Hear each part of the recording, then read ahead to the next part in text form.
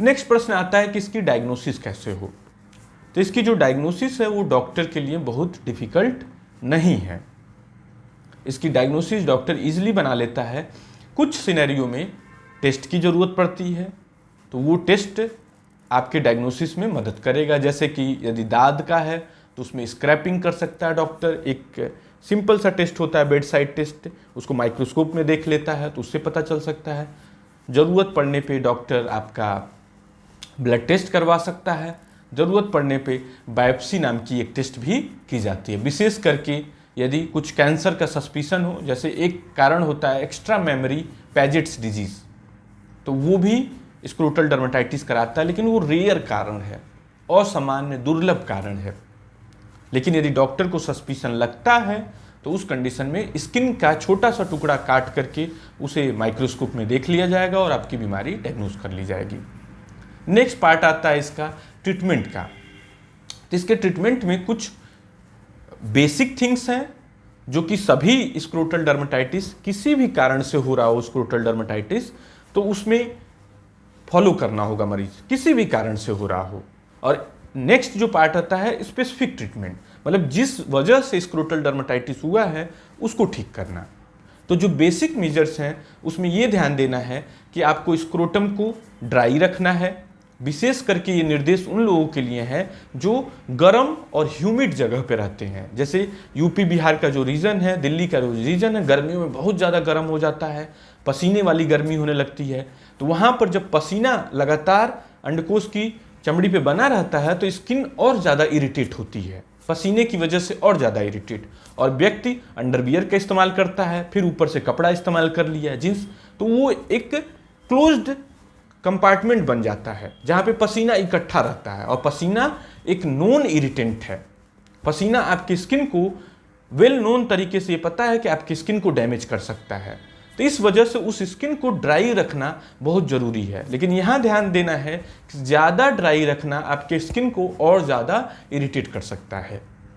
तो जैसे आप नहा के निकलें तो तौलिया से उस स्किन को अच्छे से मॉप कर लें, फिर ही अंडरवियर पहनें। लेकिन इसमें कुछ लोग ज़्यादा पाउडर का इस्तेमाल करने लगते हैं ड्राई रखने के लिए, तो ये पाउडर जो है कुछ कंडीशन में हेल्प कर सकता है और कुछ कंडीशन में नुकसानदायक साबित हो सकता है। जैसे कि यदि आपकी स्क्रोटल डर्मेटाइटिस ड्राइनेस वाली कंडीशन से एसोसिएटेड है, जैसे LSC है, लाइकेन सिम्प्लेक्स क्रोनिकस या एटोपिक डर्मेटाइटिस, तो उस कंडीशन में पाउडर नुकसानदेह साबित हो सकता है। वहाँ के हाइजीन को लेके बहुत ज़्यादा कंसर्न नहीं रहना है। आपको कोई भी केमिकल बेस्ड एंटीबायोटिक सोल्यूशन बिल्कुल नहीं इस्तेमाल करना है। Dettol, Savlon, Betadine, neomycin, gentamicin, इस तरह के केमिकल से बिल्कुल परहेज करना है आपको।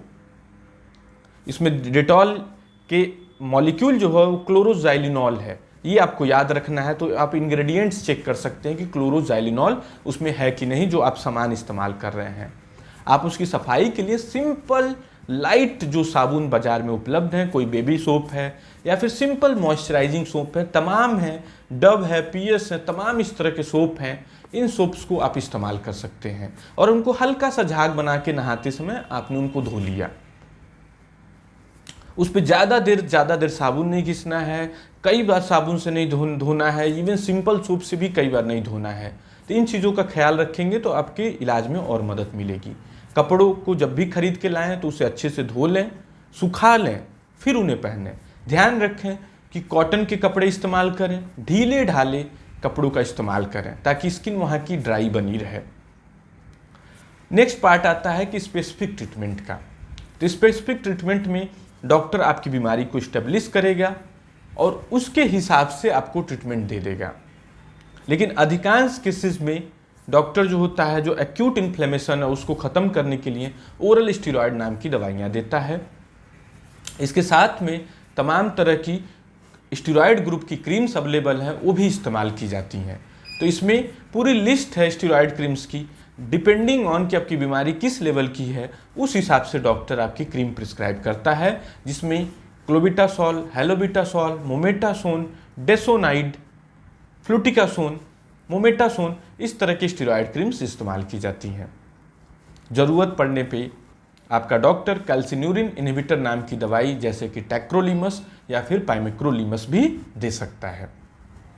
इसी तरह से कुछ विशेष परिस्थितियों में इम्यूनोसप्रेसेंट ग्रुप की दवाइयाँ दी जाती हैं, जैसे कि मेथोट्रेक्सेट, साइक्लोस्पोरिन, एजाथायोप्रिन।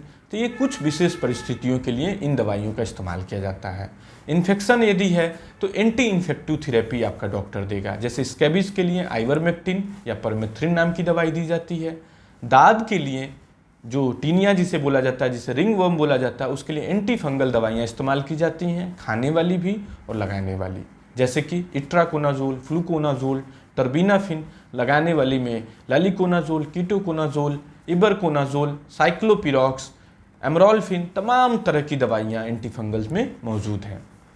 तो कुछ केसेस में स्क्रोटल डर्मेटाइटिस थोड़ी प्रॉब्लम पैदा कर सकता है, अधिकांश केसेस में डॉक्टर के लिए इजी होता है, कुछ केसेस में बार बार स्क्रोटल डर्मेटाइटिस हो जाता है। तो ऐसे पेशेंट जो होते हैं कई बार फ्रस्ट्रेट हो जाते हैं कि मेरी बीमारी बार बार आ जा रही है। तो ऐसे पेशेंट्स को भी घबराने की ज़रूरत नहीं है। ऐसे मरीजों में कुछ क्रोनिक थेरेपी होती हैं जो कि लंबे समय तक चलती हैं। लंबे समय तक आपको अपने डॉक्टर से गाइडलाइन में बंध करके अच्छे से फॉलो करते हुए उसको ट्रीटमेंट करना होता है। तो उन केसेस को भी डॉक्टर आपका हैंडल कर लेता है। तो एक मायने में स्क्रोटल डर्मेटाइटिस यदि क्रोनिक भी हो, लंबे समय से भी चल रही हो, तो भी मैनेजेबल है, ट्रीटेबल है। तो आपको अपने डॉक्टर से मिल करके डिटेल में डिस्कस करके इसका इलाज करवा लेना है। Thank you.